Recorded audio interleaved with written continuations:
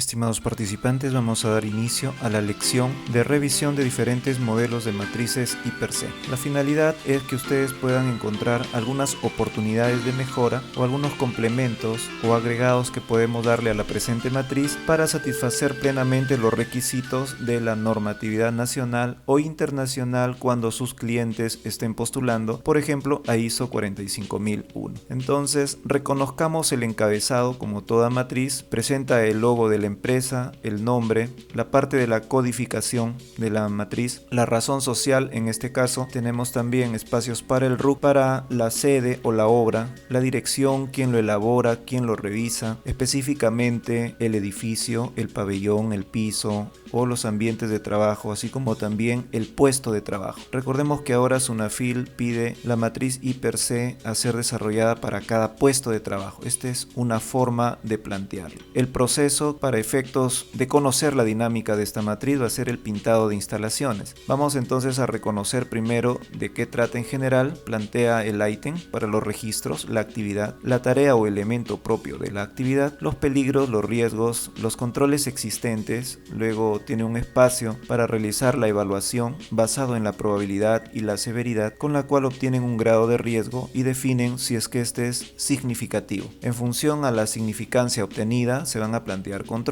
y luego se vuelve a evaluar con los mismos parámetros iniciales para determinar el nuevo grado de riesgo, que en algunas oportunidades se conoce como riesgo residual. Para el presente ejemplo vamos a seleccionar como actividad dentro del proceso la habilitación de superficies. Entonces, en la habilitación de las superficies encontramos como tarea el lijado de superficies, en este caso utilizando una estructura de andamios. Entonces, una vez que aparece este término andamios, se encienden las alertas, ¿verdad?, en seguridad, dado que tiene como posibles peligros, digamos, un trabajo en altura desprotegida, y se verifica para este caso de aprendizaje que hay una plataforma que no garantiza pues la seguridad, dado que este andamio tiene una carencia de barandas de protección. No tiene la baranda superior, ni la intermedia, ni rodapiés, tampoco hay escaleras de acceso, por lo que se ha observado a trabajadores trepando por los laterales de los andamios, y esta estructura es inestable. ¿Qué tipo de peligro podría ser? Desde el punto de vista técnico estricto, si hablamos de altura y hablamos de energía potencial, pertenece al área de la mecánica, no solamente es herramientas, materiales. Si lo queremos ver desde la óptica de que el andamio va a permanecer allí 2 meses, por ejemplo, y pertenece al escenario o a la escena, podríamos decir que es locativo. Entonces, esta matriz, por ejemplo, observamos que ha automatizado, entre comillas, el acceso, validando el acceso de datos para que las personas no puedan escribir o cometer errores, sino ya tiene una tipificación, seguramente para que luego pueda escoger todos sus peligros eléctricos, todos los disergonómicos y tener una administración focalizada de sus riesgos. En este caso lo vamos a dejar en locativos. Para el riesgo tenemos una sola casilla. Entonces, si nosotros estamos trabajando una matriz con la orientación a ISO 45001, su definición es puntual. Nos dice que es la combinación de 2 factores prácticamente. Para efectos de evaluación, esos 2 elementos o atributos son la probabilidad y la severidad. Pero para los términos fácticos de caracterización, es decir, lo que va a ocurrir en la realidad, ya no un cálculo del riesgo, sino la caracterización del riesgo en términos fácticos, van a ser 2 elementos. Por eso es que la definición inicia diciendo que es la combinación. Entonces vamos a revelar acá. Estos 2 elementos son el evento y la consecuencia. La probabilidad es un atributo de los eventos y la severidad es un atributo característica de las consecuencias. Entonces, nosotros, como hemos venido estudiando en el curso de especialización, vamos siempre a hablar de estos 3 términos: peligro, evento y consecuencia, pero siempre sin perder la visión de que tanto el evento como la consecuencia son parte integrante del riesgo. La consecuencia no es ajena al riesgo, no es un tercer elemento de la matriz. El riesgo no podría ser concebido sin su ingrediente principal, que es la consecuencia. Si no hubieran consecuencias, entonces, ¿de qué riesgo hablaríamos? En este caso, dado que el peligro es una altura desprotegida, el riesgo en términos de evento es la caída de altura. En nuestro país, 1.8 metros a partir de. Y la consecuencia podría ser un politraumatismo, un TEC grave y la muerte. El TEC son las iniciales de traumatismo encefalocraniano. En este caso, el riesgo puede ser tipificado como de seguridad o de salud ocupacional. Seleccionamos la opción salud ocupacional cuando se trata cuenta de que las consecuencias van a revelarse en términos de enfermedades ocupacionales y seleccionamos la seguridad cuando está asociado a una típica ocurrencia de un accidente, en este caso un evento que cambia el estado de salud de un momento para el otro. Podríamos decir que segundos antes del suceso la persona estaba bien de salud y posterior al evento su salud se ve deteriorada o afectada gravemente. En este caso hablamos de seguridad. El número de personas para este ejercicio van a ser 3 pintores y que van a trabajar con una frecuencia, fíjense también está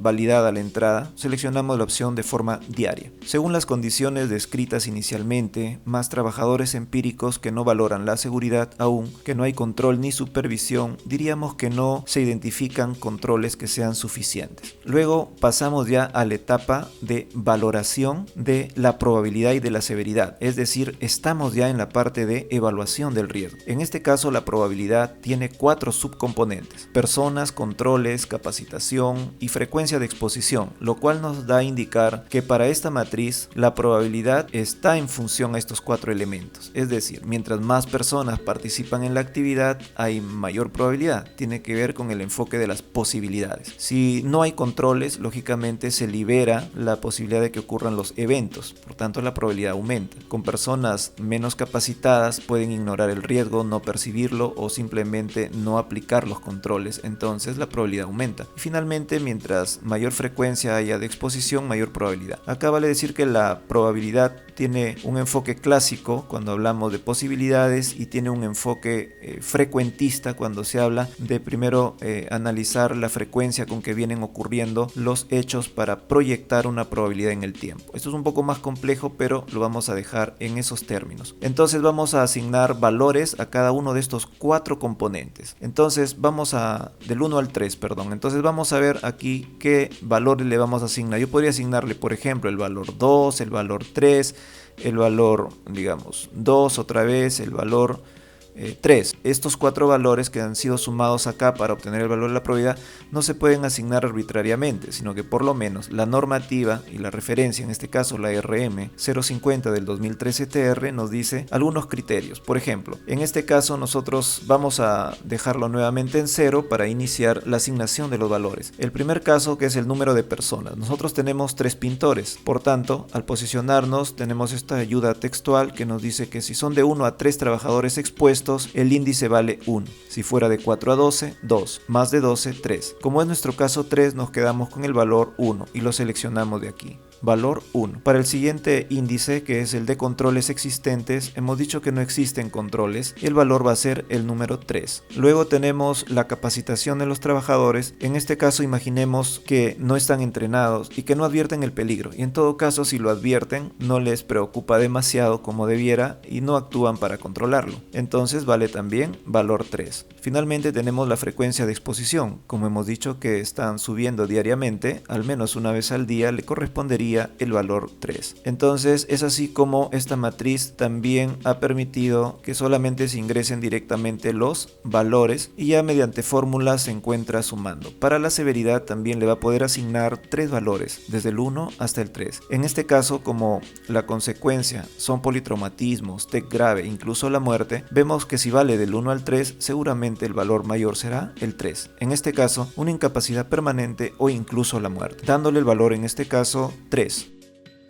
Automáticamente la matriz ha procesado, ha multiplicado 10 por 3, le da 30 y le ha pintado un color rojo y le llama intolerable, y luego nos dice que es un riesgo significativo, diciéndonos afirmativamente que sí lo es. Esto lo obtenemos de una matriz de semáforos que también la misma norma mencionada, la RM 050, nos da. Por ejemplo, en nuestro caso el valor calculado ha salido 30, se encuentra dentro de 27 a 36 con el adjetivo intolerable. Eso significa que es significativo y que tenemos que tomar decisiones de control. Volviendo al tema, vamos a proponer algunos controles. Por ejemplo, vamos a tener los siguientes controles. Desde el punto de vista de la seguridad, vamos a tener que poder elegir entre eliminar, sustituir, control de ingeniería, administrativos, EPP o planes de respuesta. Tenemos una sustitución. Vamos a reemplazar ese andamio por un andamio certificado, es decir, que ha sido evaluado por una organización acreditada, le han hecho las pruebas de resistencia, le han aplicado factores de seguridad seguridad y han determinado cuál es la carga que puede soportar. Y además le han podido hacer pruebas a las partes soldadas con pruebas, por ejemplo, no destructivas de líquidos penetrantes, entre otros. Deberá pues someterse bajo los criterios de la norma técnica peruana 400.034. Deberá contar con sus barandas superior, baranda intermedia, rodapié, escaleras de acceso para que los trabajadores no estén subiendo por los laterales, cosa que es prohibida. Entonces hemos aplicado un control de sustitución. Luego tendremos un control de ingeniería, por ejemplo la aplicación de arriostramiento hacia la edificación,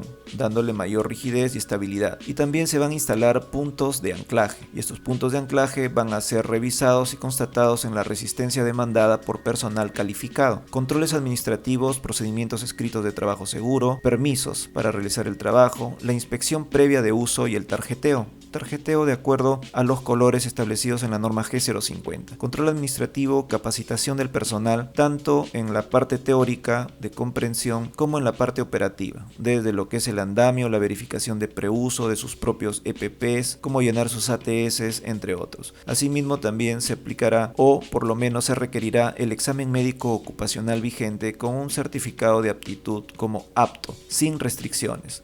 Otro control administrativo va a ser la supervisión a cargo de una persona competente. Cabe mencionar que para trabajos en altura no son cualquier término. Por ejemplo, la persona autorizada es la persona que realiza el trabajo. La persona calificada es una persona que por su formación profesional está en condiciones de analizar, procesar información, realizar cálculos y utilizar equipos o instrumentos que le permitan determinar los niveles de resistencia requeridos. Y por último tenemos la persona competente, que es un especialista en I+C, especialmente para trabajos en altura, que es el caso apropiado. Los EPP vamos a tener zapatos de seguridad con suela antideslizante que van a abordar el tema para que hay una menor probabilidad de deslizamiento, pérdidas de equilibrio, etcétera, por la mayor adherencia de las suelas, su arnés completo con los anillos que correspondan y doble línea de anclaje. Decimos línea de anclaje y no línea de vida. Las líneas de vida pueden ser verticales, horizontales y son las líneas a las cuales nos anclamos. Tenemos también un casco con barbiquejo. En una caída o una cuasi caída siempre lo primero que cae es el casco, por tanto tenemos que asegurar que quede con el trabajador siempre. En este caso vamos a aplicar un plan de respuesta a emergencia, el plan de rescate. Ante la observación de que ya un plan de respuesta a emergencia no está controlando el riesgo, debemos mencionar lo siguiente: no todos los riesgos son controlados plenamente. En algún caso como es este, si la persona quedara suspendida, como es lo que esperamos, dado que estamos viendo todos los mecanismos para arrestarlo o para detener la caída, entonces lo que esperamos es que la persona quede suspendida. Cuando un trabajador cae por una circunstancia X y es salvado por su arnés, esta condición de haber sido salvado se mantiene temporalmente en suspensión. Esto puede agravarse, presentarse el síndrome del arnés por una presión que ejercen las eslingas sobre los muslos y apretándolos y generando un bajo retorno venoso, y con ello se podría presentar el síndrome del arnés. Generamos toxinas y finalmente, si es que es liberado por brigadistas no entrenados de una forma inadecuada, pues podría precipitarse una insuficiencia renal y luego sistémica, generando la muerte en el trabajador. Entonces, por esa razón, si ustedes observan, también existen otras formas de evaluar los riesgos, como es el sistema de Corbata-Michi, donde vemos que los riesgos pueden ser impedidos pero luego detenidos porque también pueden magnificarse. En este caso hemos controlado la primera etapa del riesgo, que es detener la caída, pero luego, si no hay nadie quien rescate al trabajador, se va a transformar en otro tipo de riesgo que también juega en riesgo la vida de la persona. Muy bien, entonces dados estos controles, tenemos que ir a la siguiente etapa, que va a ser volver a reevaluar o reevaluar el riesgo para determinar cuál es el riesgo residual. En este caso, usando los mismos parámetros, vamos a tener que, como el número de personas se mantiene, nos quedamos en 1. Para los procedimientos, en este caso, y los controles, como vemos, hemos implementado sustituciones, controles de ingeniería, etcétera. Vamos a tener un valor 1. La persona es capacitada a un nivel de ser persona ya autorizada para trabajos en altura, en este caso de pintura especialmente. Y adicionalmente tenemos personal calificado y personal competente en la supervisión, le damos el valor 1. Y luego vamos a mantener la frecuencia en 3. Y nos da un valor sumando de 6. Luego vemos que la severidad es calculada igual que en la anterior oportunidad, del 1 al 3, y le vamos a dar un valor 2. Y la persona va a quedar suspendida, y si se mantiene el punto de enganche por encima de la cabeza, vamos a tener un mayor control. P por S nos da 12 y adquiere la característica de moderado, y esto, como vemos en la calificación, ya no sería un riesgo significativo. Entonces, si lo vemos ya panorámicamente, nos vamos a dar cuenta que esta matriz es bastante dinámica, digamos, tiene las actividades, las tareas, los peligros, los riesgos, y también visualmente ejerce un control de semáforos para ver dónde nos posicionamos al momento de recorrer los peligros. Por ejemplo, lo rojo nos preocuparía, y ver también cuán efectivos son, por lo menos en las propuestas de controles, para bajar de un nivel rojo a un nivel amarillo cuando estamos frente a un trabajo de alto riesgo. Entonces también vemos que han automatizado alguna validación de datos, lo cual podría ser importante para, por ejemplo, encontrar todos los peligros eléctricos mediante una aplicación de filtros, y también saber qué es lo que desarrolla enfermedades ocupacionales en el ejercicio de esta actividad, y también las frecuencias, y entre otros. Esto lo deben comparar contra, por ejemplo, la resolución ministerial 050 para ver cuán familiar es con respecto a lo que propone la norma. Por otro lado, podrían revisar también el decreto supremo 002-2020 del TR para ver los requisitos que nos pide y encontrar oportunidades para mejorarlo. Muy bien, nos encontramos entonces en la siguiente lección.